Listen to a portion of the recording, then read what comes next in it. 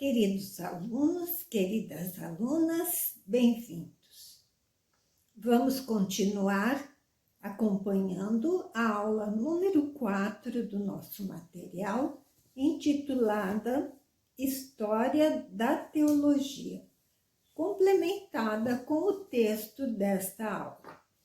Iniciamos com a seguinte mensagem de Forte.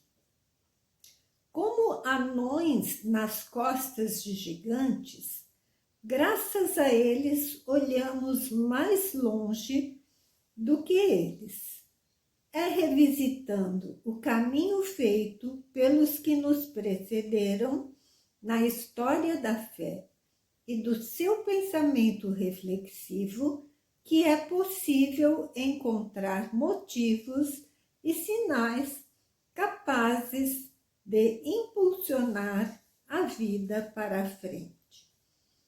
Longe de ser a casa da nostalgia, a memória, habitada pelo presente e nele residindo com suas provocações e seus tesouros, é terreno de profecia, caminho de futuro. Vamos então continuar a conhecer a história dos grandes escritores que nos precederam na fé para conhecer o nosso presente e o nosso futuro. Em nome do Pai, do Filho e do Espírito Santo. Amém. Hoje vamos conhecer o início da história da patrística, ou melhor, continuar nesta caminhada. Nela destacam-se dois grandes padres da Igreja do século IV. O bispo de Cesareia, da Basílio de Cesareia, da escola da Capadócia, na Turquia, e Santo Atanásio, da escola de Alexandria, no Egito. Olhando para eles como profetas do futuro, vemos em suas teologias um tesouro que a se encontrar no pluralismo de suas escolas. E com eles aprofundaremos o conhecimento da verdade revelada nos dias de hoje. Inicialmente, vejamos as fases predominantes do desenvolvimento da patrística. A teologia tem sua história no Ocidente, desenvolvendo-se a partir da Bíblia, dos apóstolos, seguindo-se os escritos da época patrística, ou padres dos primeiros séculos da Igreja, em seguida a teologia escolástica da Idade Média e a teologia contemporânea até chegar nos dias de hoje.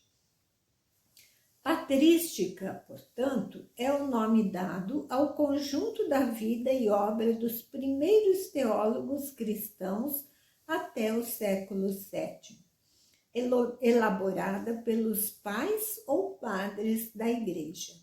Daí seu nome patrística, que compõe a doutrina das verdades da fé do cristianismo para a defesa contra os ataques dos pagãos e dos que eram contra a doutrina, isto é, dos hereges. A época patrística viveu fases distintas, como veremos a seguir.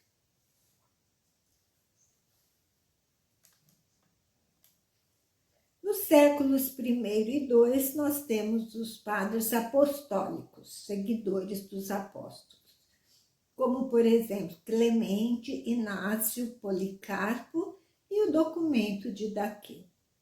No século II, temos os padres apologistas que se dedicaram à defesa da fé. Dentre eles citamos Justino, Taciano, Teófilo e a carta a Diagoneto. Nos séculos II e III, temos a reflexão sistemática da doutrina da fé, com Tertuliano, Orígenes, Irineu e Hipólito. Nem todos padres da Igreja. No século III e IV, temos as escolas teológicas. Temos, então, como representantes de algumas delas em Alexandria, Atanásio e Cirilo. Na Capadócia, Basílio, Gregório de Nazianzo, Gregório de Nissa, e na Antioquia, Teodoro, Cirilo de Jerusalém e João Crisóstomo.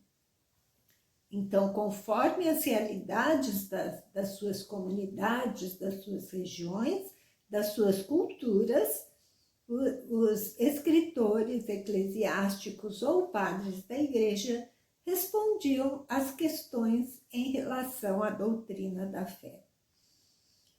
No século IV a V, temos a fase do esplendor da patrística, com as grandes produções e já fixando, não é, os conjuntos da doutrina da fé, com Santo Agostinho, São Jerônimo, Santo Ambrósio, Leão Magno e Efrem.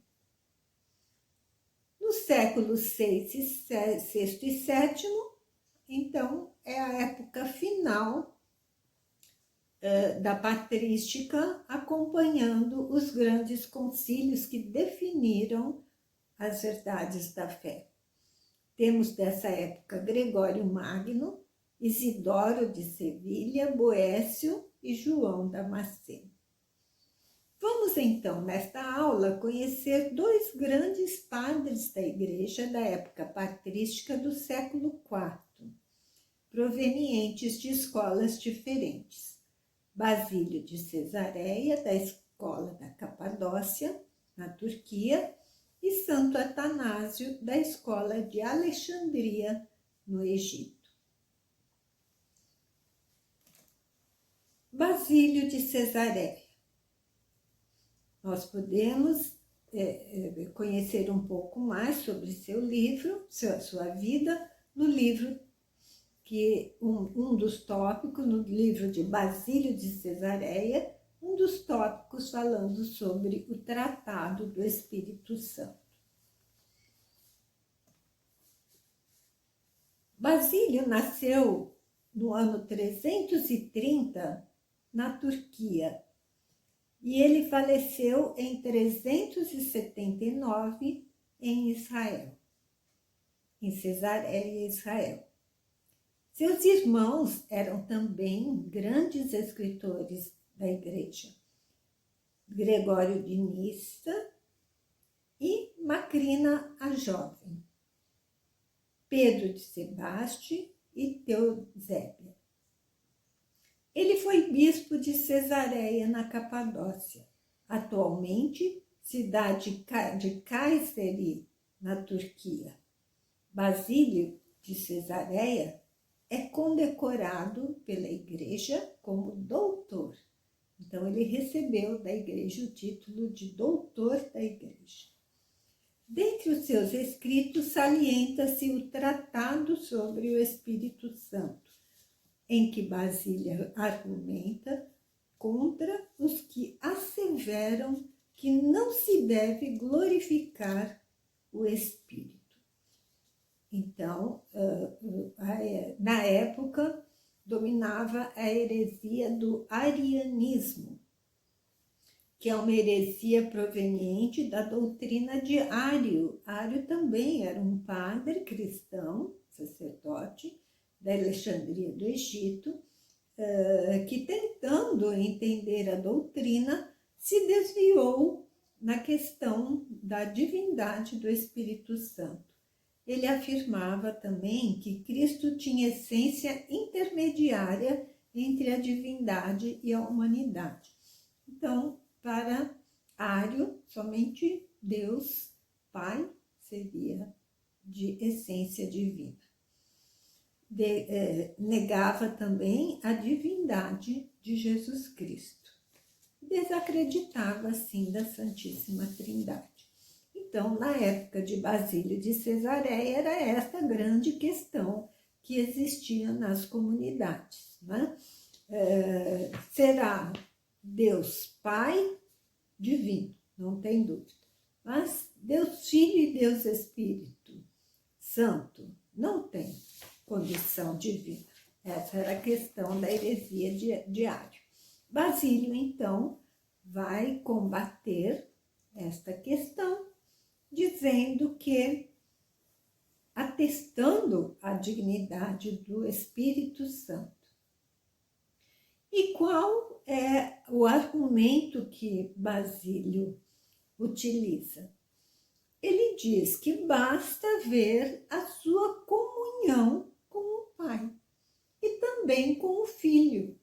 Então, defendendo, atestando a divindade do Espírito Santo, Basílio atesta igualmente a divindade do Filho, de Jesus Cristo.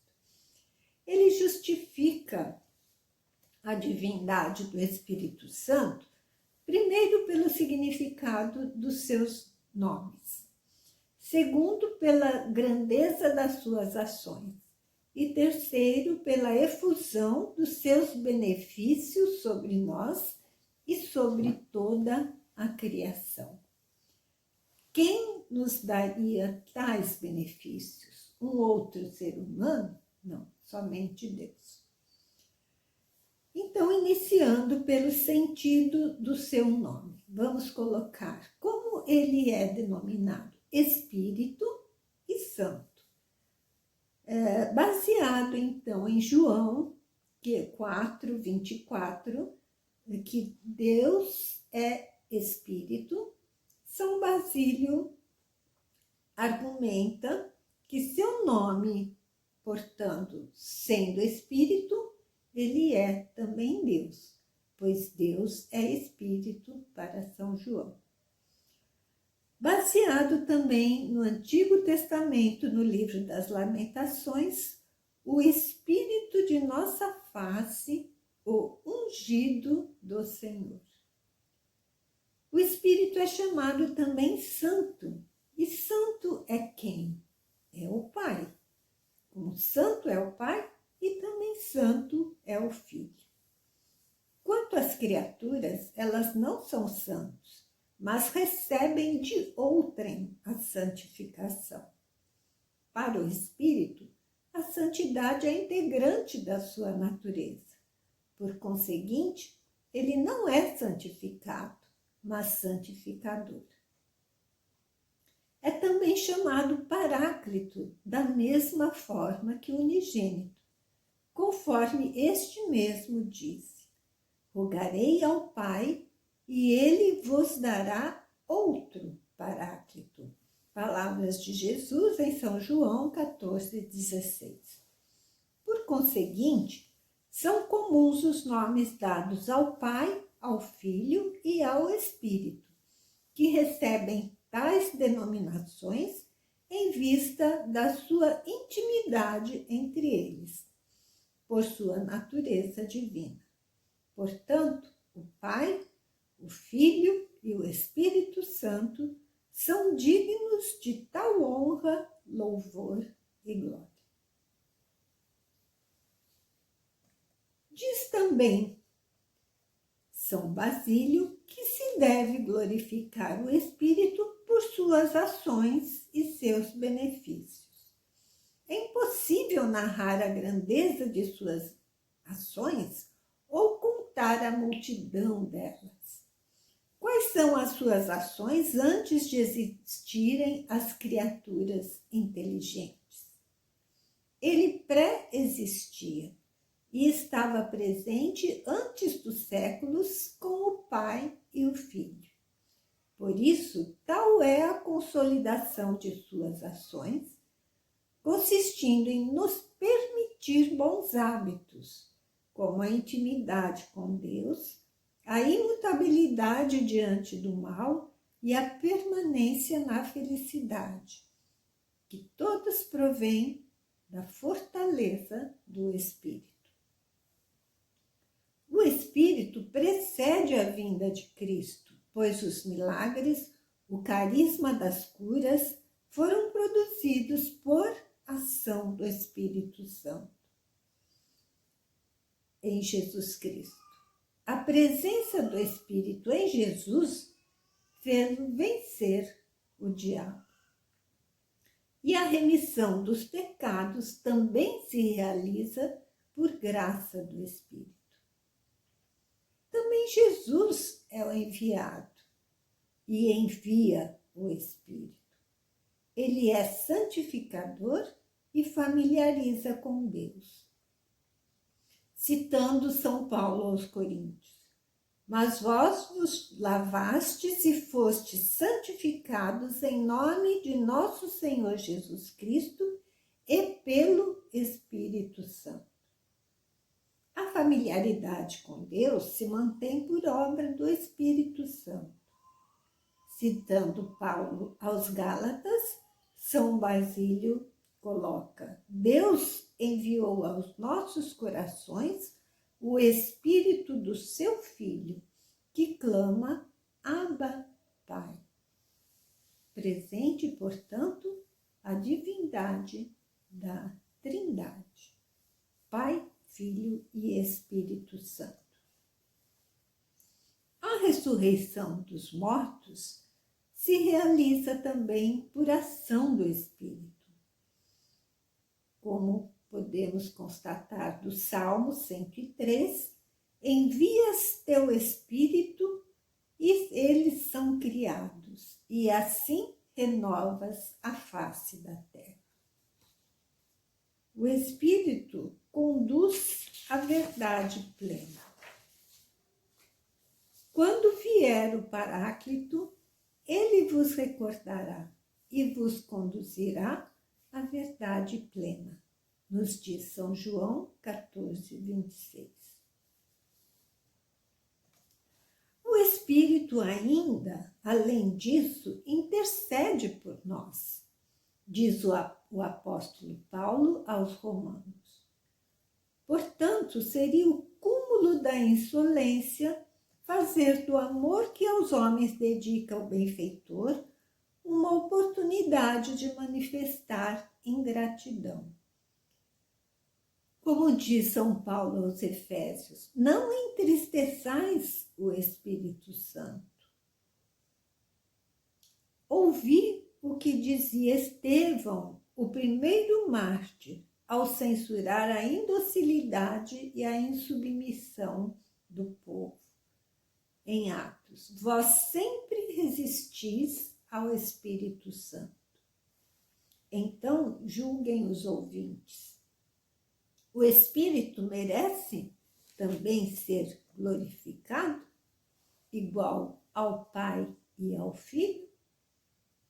Enumerar as denominações do Espírito é também glorificá-lo. Glorificar não é outra coisa senão enumerar suas admiráveis denominações. De fato, não podemos glorificar a Deus, Pai de nosso Senhor Jesus Cristo, e a seu Filho unigênito, de outra forma, a não ser na medida de nossas forças, que narram minuciosamente as maravilhas do Espírito. Esta é, portanto, a defesa de São Basílio contra os hereges, que diziam que o Espírito Santo não merece a mesma honra destinada a Deus e a sua comunhão com o Pai e o Filho. Então vejam, meus amigos, que os padres da Igreja, seus escritos derivam das necessidades da época. Eles respondem às questões que surgem na sua época, baseados na palavra de Deus. Conheçamos agora um outro padre da Igreja, Santo Atanásio, da escola de Alexandria, no Egito. Atanásio também vocês podem conhecer melhor no seu livro, né? Um livro sobre Santo Atanásio, e vamos pegar então a sua defesa contra os pagãos.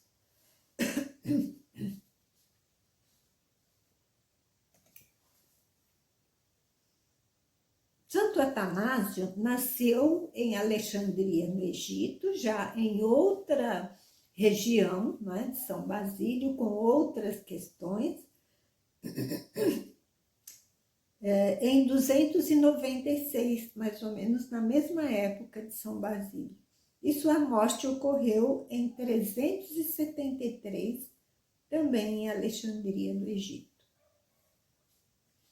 Sobre a doutrina de Santo Atanásio, nós vamos destacar a defesa que ele faz sobre o conhecimento de Deus contra os hereges que diziam que Deus não pode ser conhecido. E também contra os pagãos que não acreditavam em Deus, por não poder conhecer. Santo Atanásio defende que é possível conhecer e amar a Deus por meio dos seguintes argumentos. Então, vejamos, São Basílio vivia em uma região que a situação era o questionamento sobre a Trindade. Né? O Espírito seria Deus como Pai? Já Santo Atanásio, em outra região, no Egito, o questionamento era: Deus não existe porque eu não posso conhecê-lo. Então, Santo Atanásio vai argumentar sobre a possibilidade do conhecimento de Deus. Santo Atanásio diz o seguinte: que o conhecimento de Deus se dá a partir do conhecimento da própria pessoa humana. O que compõe a pessoa humana? O seu corpo e a sua alma. Então, pelo conhecimento da alma humana, pode-se conhecer a Deus. Além da própria pessoa, também pelo conhecimento do mundo, do universo, se chega a conhecer a Deus. Então, vamos ver a primeira parte, como Santo Atanásio coloca que pelo conhecimento da alma humana é possível conhecer a Deus. Então, ele diz o seguinte, que para conhecer o caminho da verdade que nos conduz a Deus, que existe realmente, sem nos enganarmos, não temos necessidade de outra coisa senão de nós mesmos, conforme Deuteronômio e Romanos. Se Deus está acima de tudo, o caminho que conduz a Ele não está longe de nós, nem fora de nós, mas está em nós, pois a palavra da fé está dentro do teu coração, conforme Deuteronômios e Romanos. E também o reino de Deus está dentro de vós, conforme São Lucas. Aí temos que em nós a fé e o reino de Deus existem e podemos facilmente contemplá-lo e conhecer o Rei do Universo, o Verbo Salvador do Pai, buscando em nós mesmos. A existência da alma racional é prova da existência de Deus. Como os ímpios negam a Deus, recusarão talvez também reconhecer que tem uma alma. Porque negar a Deus, o autor e o criador da inteligência, é não ter inteligência. Assim, é necessário mostrá-lo em poucas palavras, já que a atividade da alma é independente dos sentidos. O primeiro sinal, e simples, mas não sem importância, de que a alma humana é racional é a sua diferença dos animais sem razão. O gênero humano é dotado de razão. Só o homem pode raciocinar sobre o que está fora dele, refletir sobre os objetos ausentes e voltar atrás atrás no raciocínio, julgar e escolher o que lhe parece mais racional. Já os animais são sem razão, só veem o que está diante deles, não voltam atrás nos seus raciocínios e não procuram senão o que tem debaixo dos olhos, mesmo se aquilo os venha prejudicar. Portanto, o homem foi criado para conhecer e amar o que está fora dele. E este fora é Deus. Pelo que está dentro de si, pois Deus está fora e está dentro. O reino de Deus está dentro de si. Nas palavras de Santo Atanásio, o ser humano procura o que vê, mas raciocina e julga sobre o que os seus olhos não podem ver. Assim, muitas vezes, o seu impulso é reprimido pelo raciocínio. Ele raciocina e volta atrás sobre o seu raciocínio.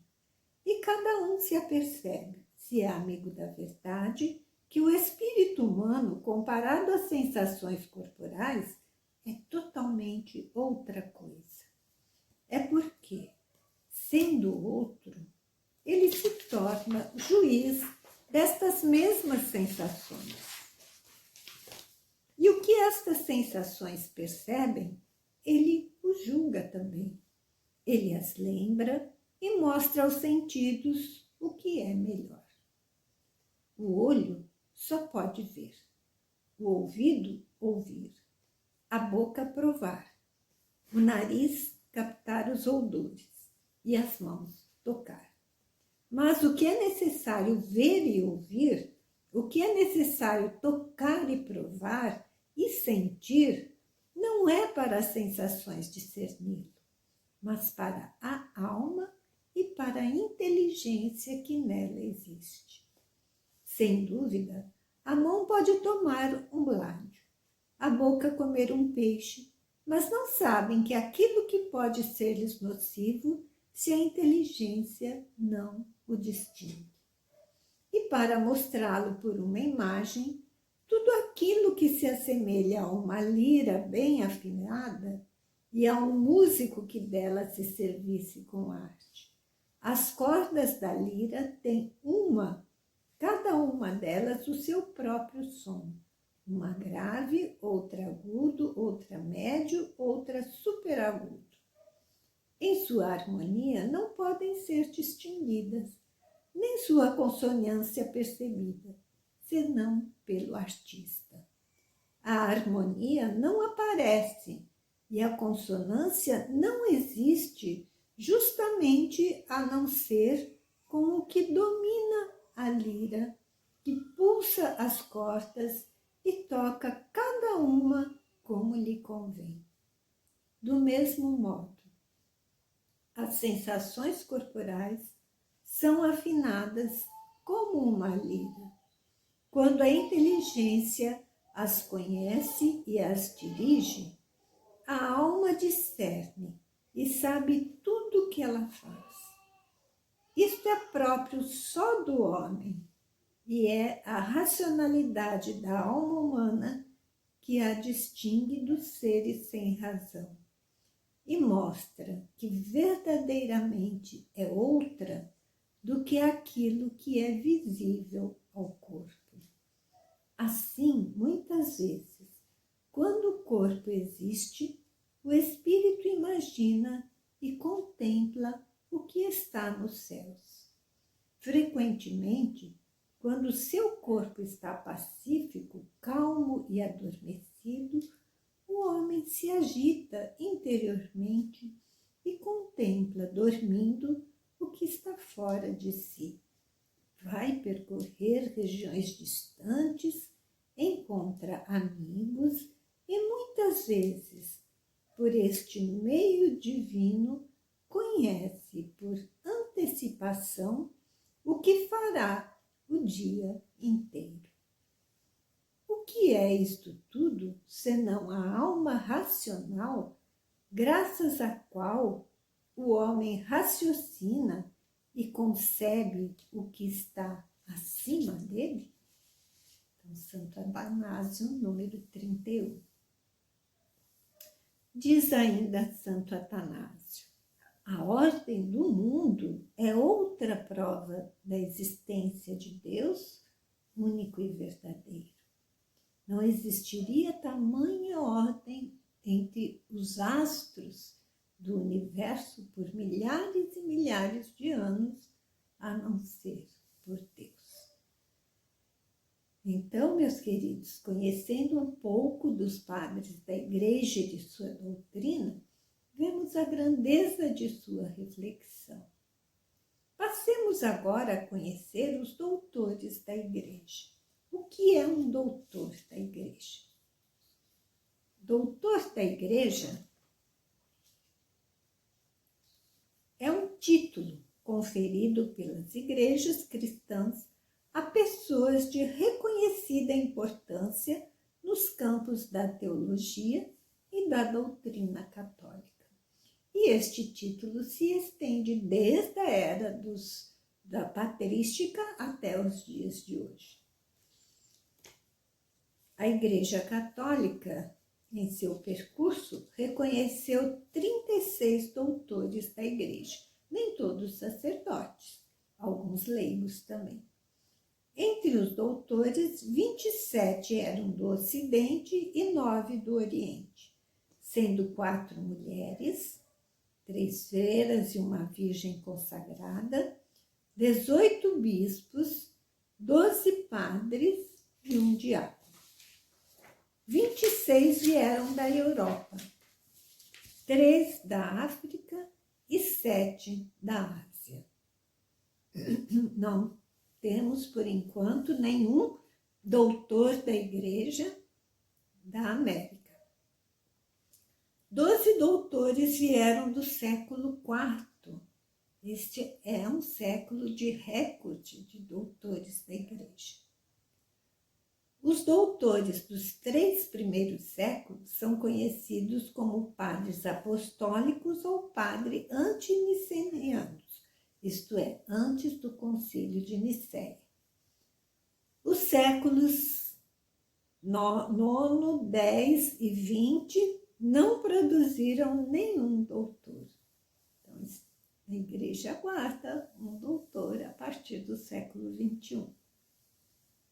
Até 1970, nenhuma mulher tinha sido nomeada doutora da Igreja, mas desde então 4 foram declaradas anteriormente.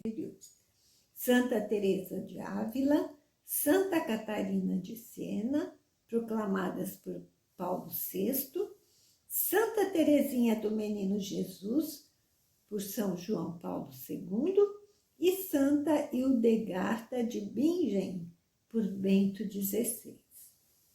Dentre outros, citam-se os seguintes doutores da Igreja: São Pedro Canísio, São João da Cruz, São Roberto Bellarmino, Santo Alberto Magno, Santo Antônio de Lisboa e Pádua, São Lourenço de Brindisi, Santa Teresa d'Ávila, Santa Catarina de Siena, Santa Teresinha do Menino Jesus, São João de Ávila, Santa Hildegarda de Bingen e São Gregório de Narek. As obras dos doutores da Igreja variam nos temas e na forma.